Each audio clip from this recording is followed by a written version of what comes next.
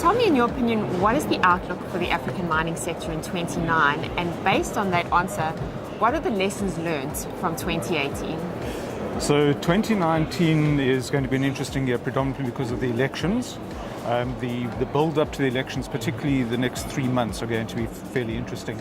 We've already seen the change in the dynamics in the communities, a lot of community activism in two respects: knocking on the mine door, asking for jobs and contracts, and secondly, just the whole activism of taking over mines that are not being worked, the drive towards that, the drive towards mining old dumps that have been abandoned. So very, very strong community focus for the first part of this year. I think that we all have to be positive. We don't have a choice. We have to be positive about it, but we need to be cautiously positive about it. There's a reality.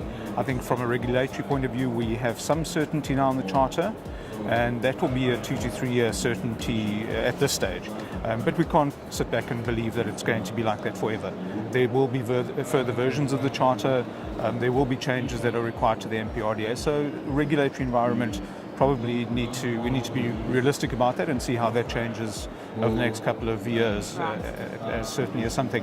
But the community, certainly from my perspective, the community activism is a key component of the landscape for 2019. Okay.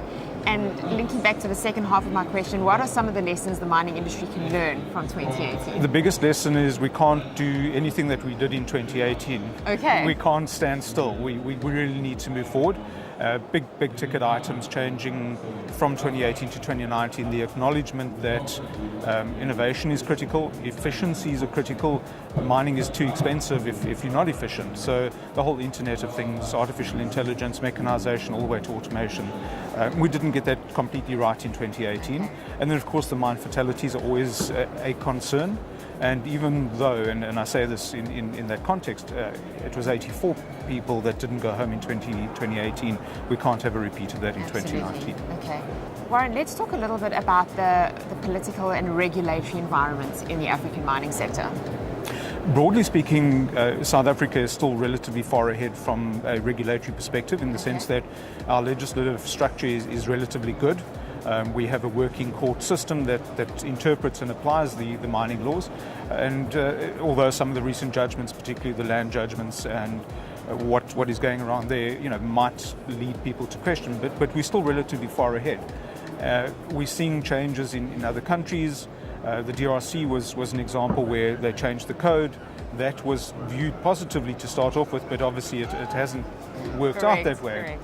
And so the regulatory environment across Africa is dynamic, and it's going to continue to be dynamic. We feel that we're an example. South Africa is a very good example, and certainly from a Zimbabwean point of view, their diamonds law and their minerals law, and I'm hesitant to bring up Zimbabwe, obviously, but it's an important.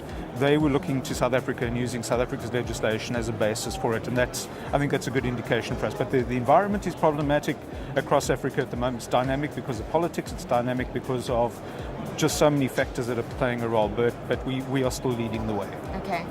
Warren, let me touch specifically on mining companies in particular. We've spoken about the industry at large. Yes. Let's talk about the performance and the outlook for specific mining companies that come to mind.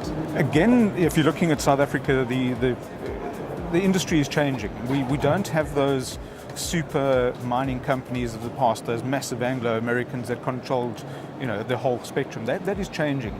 And it's been good. So we've had a relatively good junior mining sector for a while, but they've all moved into the mid-tier, and the Saritis, etc., are important, and the Sibanyas are important because they've taken the place of those giants that we had in the past. Yeah. So the landscape has changed completely, but it's changed for the good. It's created opportunities for other mining companies now to move from junior to mid-tier, and we've got a very healthy mid-tier, and they can now afford and support prospecting and exploration, which is critical. The previous junior mining sector couldn't afford that. Okay. So it's changing, and it's certainly in my view, it's changing for the good. It's allowing new entrants. Okay, that sounds positive. Warren, thank you so much for your insights. Absolute pleasure. Thank you.